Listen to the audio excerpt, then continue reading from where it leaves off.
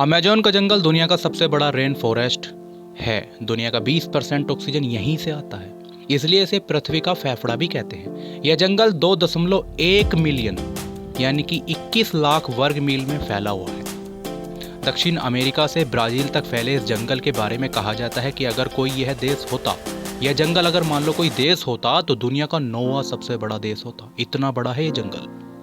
Amazon के जंगल 9 देशों से होकर गुजरते हैं।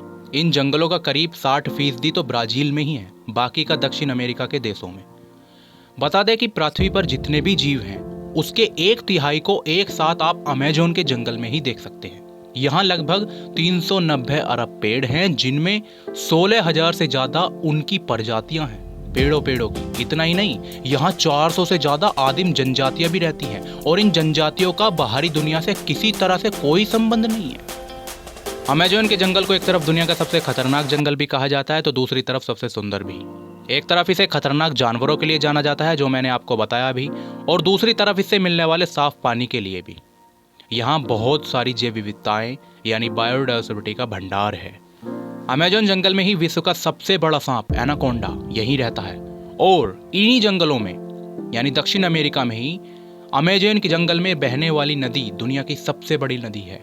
और यह खोज में पाया गया है कि अमेजोन नदी में सैकड़ों हजारों की संख्या में मछलियों की खतरनाक प्रजातियां पाई जाती हैं, जो इंसानों को जिंदा निगल सकती हैं।